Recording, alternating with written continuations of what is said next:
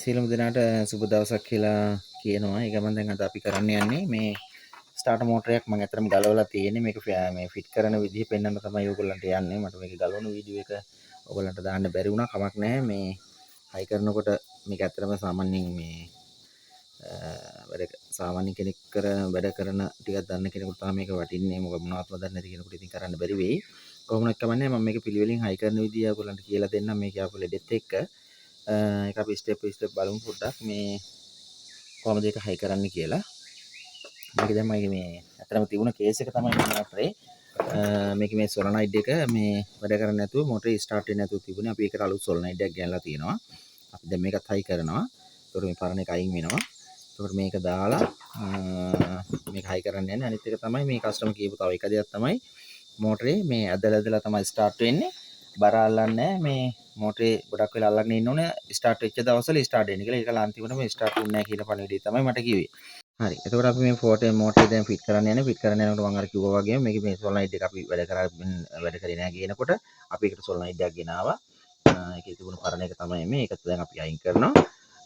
ඊට පස්සේ මේ සොලනයිඩ් එක දාලා දැන් මේකේ අර කස්ටමර් මුලින් කිව්වා වගේම ටික කාලයක් වැඩ කරන දවස්වල මේක මොටරේ ඇද තමයි දීවා කිව්වේ. එතකොට ඒකට හේතු කාරණා කීපයක් තියෙනවා. මොකද සමහරක් වෙලාවට එන්ජින් මේ ප්‍රශ්නයක් තිබුණත් තෙල් වැඩ හරියට වැඩ කරන්නේ නැතුව තිබුණොත් මේ එන්ජින් ස්ටාර්ට් වෙන්නේ ඇදලා ගිහිල්ලා වගේ වෙන්න පුළුවන්. එහෙම නැත්නම් බැටරිය හරියට කරන්ට් එක තිබුණ නැත්නම් මෝටරේ අදින්න සහ ස්ටාර්ට් වෙන්න පරක් වෙන්න පුළුවන්. ඊට අමතරව ස්ටාර්ට් මෝටරේ ප්‍රශ්නයක් තියෙන්න පුළුවන්. ඒතර කස්ටමර්ගේ පැත්තෙන් බලපුවාම සහ වාහනේ දිහා බලපුවාම එන්ජින්වත් හොඳයි, බැටරියත් හොඳයි. හරි. එතකොට මෝටරේ ගලවලා බලපුවාම මම මයිලට විශේෂ කීපයක් අඳුරගත්තා. දැන් මොකද වදින්න නැති ප්‍රශ්නයක් නෑ සොලනයිඩ් එකනේ. ඒක ප්‍රශ්නය. ඒක අපි පැත්තකින් තියමු. ඒක අපි දානවනේ. එතකොට මොටරේ ඇදලා ස්ටාර්ට් වෙන එකට හේතුව තමයි මේකේ අපේ බුස් තුනක් එනවා මේ මොටරේට. දැන් මොටරේ සාමාන්‍යයෙන් හයි වෙන්නේ දෙපැත්ත කැලේ විතරක් මම හයි කරලා පෙන්නන්නම්කෝ. මෙන්න මේ විදිහට ඉස්සලා මේ මොටරේ මෙහෙම ඊට පස්සේ මෙන්න මෙහෙම හයි වෙනකොට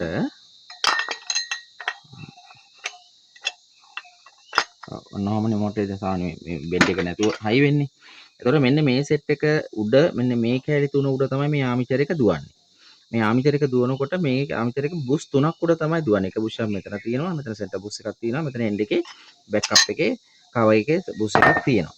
එතකොට මෙන්න මේ බුස් තුන අනිවාර්යෙන් ප්ලේ නැතුව තියෙන්න ඕනේ. හරි. දැන් මේක දැන් මට පෙන්වන්න ඉතින් ප්ලේ එකක් නැහැ නේ. දැන් මේක කරපුවද අලුතෙන් බුස් ගහගෙන ආවා මේ.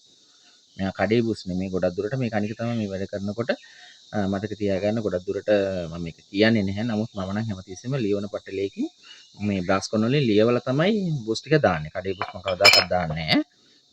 ඒකට හේතු කීපයක් තියෙනවා. එතකොට මේ විදිහට බුස් තුනම ලියවලා දාපුවාම මේ කස්ටමර්ගේ කලිනුත් මේ මෝටරේ හැදුවා. මේ අවුරුදු 6කට 7කට පස්සේ තමයි මේ ආවේ. හරි. එතකොට බුස් ඒ සාමාන්‍යයෙන් ඇත්තටම කැපිලා තිබුණේ මේ ෆ්‍රන්ට් බුස් එක විතරයි. ඉස්සරහ එක විතරයි.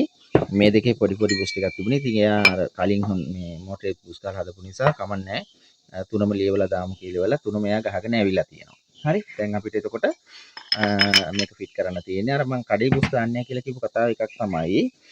සාමාන්‍ය ගොඩක් අය කරන දේ තමයි මේ බුස් ගහන්න ගියපුවාම මේ බුස් ගලවන විදිය හරි වැරදි. මේක සමහර විට මෙන්න මේකේවා පේනදී මේක ක්ලෝස් කප් එකක් මේ පැත්ත වහිලානේ තියෙන්නේ. දැන් මේ බුස් එක කඩින් අරගෙන ගහන්න ගියපුවම කොහේ හරි කරජ්ජයකින් කරන වැඩි තමයි මේ බුස් එක ගලවා ගන්න පහසුකම් නැති වෙච්චන් පස්සේ මෙතනින් සිදුරක් විදලා ඉවරලා මෙතනින් තමයි ගහන්නේ මේක ගැලවිලා යන්නේ. හරි. එතකොට වෙන්නේ මෙතන කප් එකක් ඩැමේජ් වෙනවා. එක පැත්තකින් කයිටස් මෙතනින් වතුර යන්න ගන්නවා. ඒ වගේ ප්‍රශ්න වෙනවා. ඒ නිසා මම අනිත් එක තමයි කඩේ මේ බ්ලාස්කොන් බුස් නෑ සාමාන්‍යයෙන් අර මේ පස්ලෝ වගේ බාලලෝ මේ පිතල බුස් තමයි තියෙන්නේ. ඒවා හරි ඉක්මනට කැඩලා යනවා. සමහරක් වෙලාවට බුස් එක ගහ ගන්නත් බෑ තැලිලා කැඩිලා යනවා.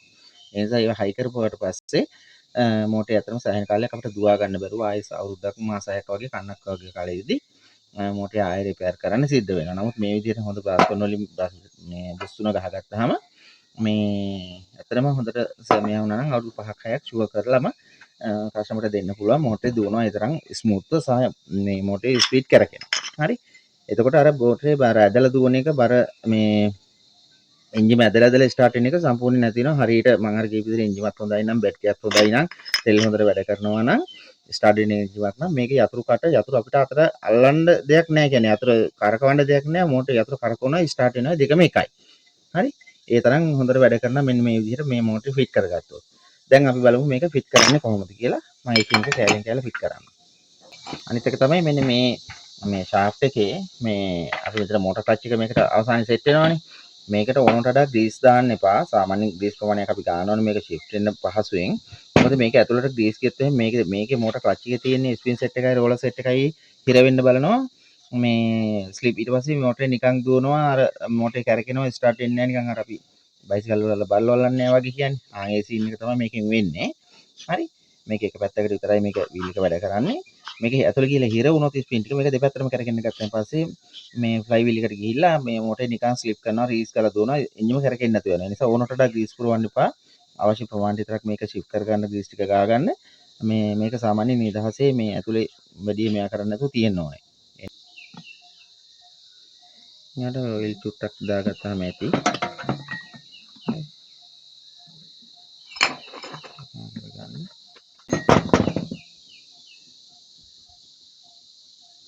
මේකේ මේ අර මේක අනවශ්‍ය විදිහට ග්‍රීස් වලින් ගොඩාක් පුරවන්න එපා. මේක නිකන් අරක ක්ලච් එක මේ මූව් කරගන්න අර සැහැල්ලුවක් වෙන විදිහට විතරක් වෙන විදිහට ගා ගන්න. නැත්නම් මේක ඇදිලා ඇදිලා කල්ලලා ග්‍රීස් ටික මෙතෙන්ට එකතු වෙලා අරකට පිරුණාම මේ ඒක කෙනෙකුට මේ සමහරක් වෙලාවට වෙලා සහ දන්නේ නැති ඇති. නමුත් මම අනන්ත දැකලා තියෙනවා ගොඩක් දුරට සමහර ක්ලච් වෙන්නේ එහෙම පුරවපුවාම මේ එහෙම වෙන වෙලාවල් තියෙනවා. ඊට අපි ඔහොම ওই ටික දාගෙන ඊට පස්සේ තමයි මේක මතක ඇතුව මේ මෙතන මේ කියන්න ඕන ඔයාලට මේ ලියන පටලෙට යවනකොට මෙතන මේ සීල් එකක් තියෙන ඒ සීල් එක ගලවගෙන යවන්න මොකද බොස් එක ගහනකොට මේක ගලවපුවම ගලවන තැන දාලා එනවා ආයෙ අරන් එන්නේ නැහැ. හරි. ඒ නිසා මේ මෙන්න මේ සීල් මේ වොට් සීල් එකක් වගේ මේක වැඩ කරන්නේ. මේ ඒ නිසා ඒ සීල් එක මතක ඇතුව ගලව ගන්න. මේ ගලවගෙන යවන්න. හරි. ඊට පස්සේ දා ගන්නවා. අනිවාර්යෙන් දාන්න නැත්නම් අර මොටරේ ඇතුළට වතුර යන එක මොකද අර ෆයිල් එක පැත්තේ වතුර ගන්න පුළුවන්. ක්ලච් එක දාගන්න.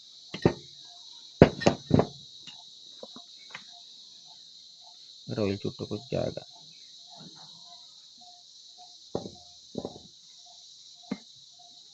සමහරට මේක ඉතින් වැඩ කරන කට්ටිය නම් දන්න වැඩ මේ මොකටද හදන කට්ටිය ඉතින් මේ වෙනස් විදිහට කරනවා ඇති. ඒක ගැටලුවක් නෙමෙයි. ඉතින් ඒක ඔයගොල්ලන් කරන විදිහත් පුළුවන් නම් යටින් කමෙන්ට් එකක් දාන්න. හරි. මෙතන දෙනවා මේක දැන් ටික දාගත්තා. මේ කප් එක බස්සගත්තා. දැන් මොටර් ක්ලච් එක දැම්මා. මොටර් ක්ලච් එක දාලා මෙතන තියෙන ලොක් එකක්. මේ පින් එක ලොක් කරන එක. ඒක අපි දා ගන්න ඕනේ.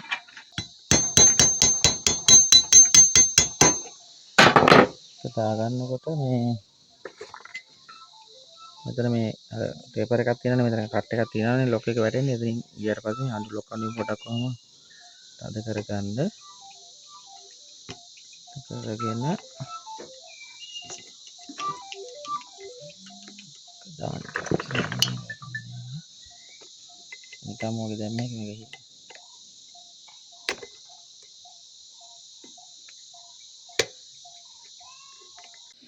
මෙතන එක අර ලොක් එක දෙපැත්තෙන් පොඩ්ඩක් හිර කරගෙන මේ වගේ අඬුවක් ආධාරින් ඕනනම් පුළුවන් මේ කුඩට ප්‍රෙෂර් කරන්න. එතකොට ටික් ගාලා එක වැටෙනවා. හරි. ඒක මෙයා කරගන්න මේ ඒක ගොඩක්ම ලේසි. අර උඩින් හිරට බස්සගෙන මෙතන අර කට්ටේට වටන පස්සේ මේ අඬුවකින් අපිට හිර කරගන්න. හිර කරගෙන ඉවරලා මේක සෙන්ටර් එකේ තියලා මේක ගාන්න පොඩ්ඩක් උල්ලඩුවෙන් හරි පොඩ්ඩක් කොම් ටච් කරලා මේ පැත්තට ගහපුවම මේක ටක් ගාලා පයින්. පයින්නට පස්සේ මේ වගේ ඔහොම වැඩ කරන්න ඕනේ. මේක මෙතනින් තමයි නතර වෙන්නේ. අඬුවට එන්නේ නැහැ. හරි. පැහැදිලිනේ? මේ පීනන එකේ ක්ලච් එකේ මොකද ක්ලච් එකේ මේ එතන අර shift කරන liver එක මේ high වෙනවනේ solenoid එකේ මේක අර move කරන මේක තල්ලු කරන්න ඉස්සරහට පස්සට ගෙනියන්නේ මම නැරයන්නේ හරි මේ මොකද දැන් මේක සෙට් වෙලා solenoid එක සෙට් වුණාම කියනවා solenoid එක මේ මෙතෙන්ට තමයි මේක මේ අnder set වෙන මේක මේ පරණ එකේ අපි ගලවමු මේක දැන් ට්‍රැක්ටර්ස් වල මේ සහ වාහන වල ස්ටාර්ට් මෝටර් එක ගලවනකොට මෙන්න මේකේ මේ shift lever එක හරිද පින් එක shift කරන එක ඉස්සරහට තල්ලු කරන එක එක එක හැඩවලින් තියෙනවා දැන් මම උදාහරණයක් විදිහට මේක දැන් මේක නම් පැත්තක් නැහැ හරි මේක වුණ පැත්තක් දාන්න පුළුවන් ඔයාලා මේ ගලවනකොට තමන්ට පහසු මතක හිටින්න දැන් මම නම් උඩ පැත්තට කියන්නේ මේ පැත්තට පොඩි මේ කියත් පැටි පාරක් කොහොම ඇඳ ගන්න හරි එතකොට නැත්නම් ඕක මොටර් කීපයක් ගලවනකොට අමතක වෙන්න පුළුවන් දන්න කෙනෙකුට නම් ඒක අවශ්‍ය නැහැ ඉතින් නමුත් මේක නම් දෙපැත්තම සෙන්ටර් නිසා ඕන පැත්තට දාන්න පුළුවන් සමහරක් ඒ වගේ ඊතලයකින් ගහලා තියෙනවා උඩ පැත්ත කියලා හරි මෙන්න මේ හරි සමහරක් ඒ වගේ වැටෙන පැත්ත ගහලා තියෙනවා නැති එකක් වුණොත් ඔයාලට හිතනවා නම් මේක නිකන් තියෙන විදිහට පැත්ත මාරු නිකන් අවුල් වගේ කියලා හිතනොත් මේ කරදර වෙන්න වෙයි කියලා හිතුනොත් මේ හින්දා ඔයා පොඩි කියත්පටි කෑල්ලකින් මේකෙන් නැතුව මාක් එකක් ඊතලයක් වගේ එකක් දාගන්න මේ පහසු විදියට. දැන් මම පෙන්නන්නම් ඔයාලට ඒකට තව එකක්. මේ තියෙන්නේ මේ තවත් ඒ වගේම කාර් එකක එකක් මේක. බලන්නකෝ ඒක හරි වෙනස්නේ. දැන් මේ එකම කාර්යය වෙන්නේ. මේකේ දැන් මේක සොලනයිට් එකේ මේ පිස්ටන් එකට බැහැලා තියෙන්නේ. මේකට තියෙන පිස්ටන් එක බස්සන්න තියෙන්නේ මේකට. හරි. එතකොට මේක ෂිෆ්ට් කරන විදිය වෙනයි. හරි. එතකොට දැන් මේක අපිට දැන් මේ එකපාරට කෙනෙකුට දැක්කොත් මේක කොයි පැත්තටද තිබ්බේ කියලා හොයාගන්න අමාරුයි. මම අර එකයි කිව්වේ එක්ස්පීරියන්ස් එක තියෙන කෙනෙකුට නෙමෙයි මම මේ කියන්නේ. සාමාන්‍ය වැඩක් කරගන්න කෙනෙකුට. එතකොට මේකට අපි කලින් ගලවනකොටම මේක පිස්ටන් එකෙන් මේ විදිහට තියෙනකොට ගලව ගන්නකොටම මේ චූටි දැන් මේක ප්ලාස්ටික් එකක් මේක කපන්න බැහැනේ. මේක පොඩියට පොඩි ජෙට්පටි අර පිහිටුරක් වගේ හදාගෙන ඒකේ ඊතලයක් කොහේ හරි පැත්තකින් උඩ පැත්තක තියෙන කතරයක් හරි මාර්කයක් දාගන්න. ඒතර ඒක වරදින්න යවට හයි කරනකොට හරි ලේසියෙන් ටක් ගාලා දාගන්න පුළුවන්. නැත්තම් කල්. දැන් අපි කරන්නේ මෙන්න මේක පරණ එකේ එක මේ කියන්නේ මෙන්න මේකේ තිබුණ එක නෙමෙයි. පරණ සොල්නයිට් එකේ එක ඔන්න අපි ගලවලා අයින් කරගත්තා. අලුත් එකේ සොලනයිට් එකේ එකට මේක දාගන්නයි තියෙන්නේ. හරි. මේක දාගෙනම හයි කරගන්න. මොකද මේ ගලවලා ගන්න පුළුවන්. හොඳේ. මේක විතරින් මෙහෙම තිබුණා මේක ගලවලා අයින් කරගන්න පුළුවන්. අයින් කරගෙන මේක දාගෙනම මේ අරකට දාගන්න නැත්නම් අනිකට දාගන්නකොට මේක පොඩ්ඩක් ග්‍රීස් ෂුට්ටක් දාගන්න. මේක ප්ලාස්ටික් එක ගන්න තියෙන්නේ.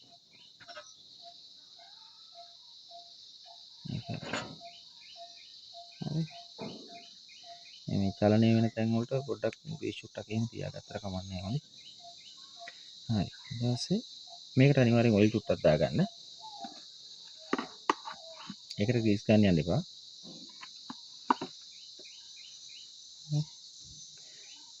මේක අර මේ 40 වගේ ඔයිල් ටිකක් ගන්නලා තියාගෙන යන්තම් මේක මම කරන්නේ ඒක ඔයිල් පෙරෙන්න දාන්න ඕනේ නැහැ. ඒකට මෙහා එන අරකට සැහැල්ලුවෙන් එහා මෙහා යන්න විතරයි ඕන. අනිත් එක තමයි මෙන්න මේ කට්ට දෙකට ග්‍රීස් ෂුට්ටක් තියාගන්න. මේ කෑලි ටික ඔක්කොම හොඳට හොදලා ගන්න. සාමාන්‍යයෙන් කම්ප්‍රෙෂර් එකක් වගේ තියෙන තැනකින් මේ තියෙනවා නම් හොද ගන්න හොඳයි. නැත්නම් ඉතින් අතින් බ්‍රෂ් එකක් අරගෙන හොඳට හොදලා ඉවරලා ඔය මේ පෙටල් ටිකකින් හොදලා ගත්තාම ඔක්කොම තියෙන ඩස්ට් එක යනවා. දැන් මේක කොහොම දාගෙන මේ පීල්ලට තමයි දාන්න. හරි. මේ පීල්ලට මේකේ මේ U අකුර වගේ තියෙනවනේ මේ පේනවා. අමාරුයි මම අල්ලගන්න ඕන මෙතන මේ කට්ට දෙකට දාන්නයි තියෙන්නේ. හරි. අන්න මේ. හරි. දැන් මේකෙන් තමයි මේක ෂේප් කරන්නේ. හරි. හරි. දැන් මේක අපි දාන්න යන්නේ අපි හවුසින් එකට දාමු.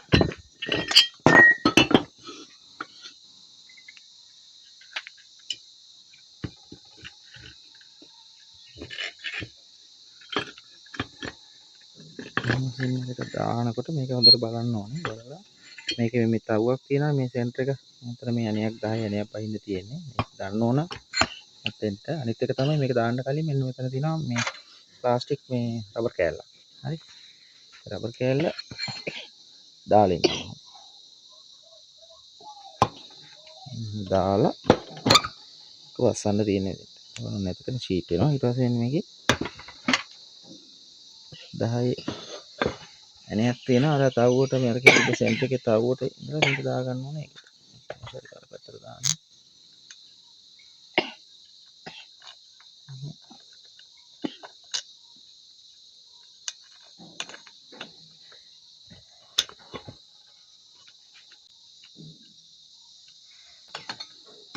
මේ නට් එක පිටහිරට තද කරගන්න ඕනේ. ඊට පස්සේ මතක ඇතුව මෙන්න මෙතන මේ තැපේ වල නම් එනවා රබර් ඕරින් එකක්. හොඳේ. ඒක අනිවාර්යෙන් දාන්න. දැන් මේකට පස්සේ මේකේ මේක හරියට හයි වුණාද කියලා බලාගන්න. ඊට පස්සේ අපිට පුළුවන් මෙන්න මේක මූව් කරන්න. මෙහෙට මේ පිස්ටන් එකෙන් මේක මෙහාට කරපුවාම පල්ලයට අල්ලපුවාම මේ කොහොමද බර නිසා පල්ලයට වැටලා තියෙනවා. දැන් මේක හයි කරපුවාම මේක අනිවාර්යෙන් ඔය මෙන්න මේ ලෙවල් එකේ මෙහෙම තමයි හිටින්නේ. මොටරේ සම්පූර්ණ කම්ප්ලීට් වෙලා ඉවරුනහම හරි මේක අපි දැන් හයි කර මෙතන ඉඳන් හයි කරපු ටික හරිද කියලා බලන්න. මේක තල්ලු කරලා බලන්න පල්ලයට මේ මූව් වෙනවද කියලා. එහෙනම් මූව් වෙන්න ඕනේ. මේ මොටර් ක්ලච් එක යන්න ඕනේ එහෙට. ඒකත් හයි කරගනිමු. ඒකත් හයි කරගත්තට ගැටලුවක් නැහැ දැන්. ඕකේ මෙතන මේ ෂෙයර් එක මේ ඔය පැකින් එකකුත් තියෙනවා. ඒකත් එක්කම දාන්න.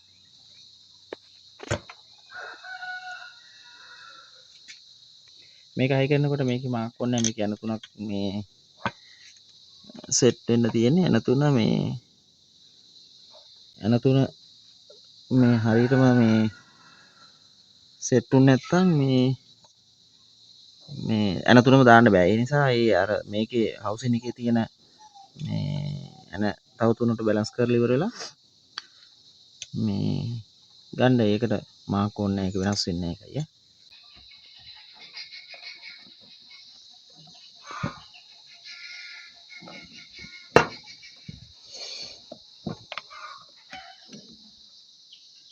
හරි. ඒක ඊට පස්සේ මම පද කරගෙන මෙන්න මේක මේ අනිවාර්යෙන් ආමිචර් එක මේ කොමියුටේටර් එක සුද්ධ කර ගන්න ඕන. මේකට අපි කොමියුටේටර් කියලා කියන්නේ. මේ කමියුටේටර් එක හොඳට වැලිකොල කෑල්ලකින් සුද්ධ කරගෙන ඉවරලා මේක නම් එච්චර මේකක් නැහැ. මේක අපිට සාමාන්‍ය 400 වගේ තුනී වැලිකොලයකින් සුද්ධ කර ගන්න ඕන. සුද්ධ කරගෙන ඉවරලා දැන් ගොඩක් කරන්න යාළුවලට කරන්න ඕන නිසා පෙන්නන්න ඕන නිසා මම මේක කරලා පෙන්නන්න. මම මේ වැලිකොලයක් අරගෙන හොඳට සුද්ධ කරගන්න. මේක අර මේ දේසිම් වැඩි තමයි පට්ටලේට යවනකොට පට්ටලේ එක්කනට කිව්වනම් හරි මේ පොඩක් පේස් කරලා දෙන්න කියලා වැලිකොල පොඩක් අල්ලලා දෙන්න කරන ලස්සනට මේක මේ පේස් වෙලා එනවා. ඒකට අපිට පොඩක් මේ කීයත් පටි කැල්ලක් කරගෙන මේ ස්පේස් ටික සුද්ධ කරගන්න එක විතරයි කරගන්න ඕන. මේවා සුද්ධ කරන්න ඕන හොඳට. මේ උණු යන්න මේක අතරම ආමිතරය අපි පිට කරන කලින් කරගන්න ඕන වැඩක්. ඒත් ඒක අමුතුුණා. මේවා හොඳට සුද්ධ කරගන්න ඕන. හරි.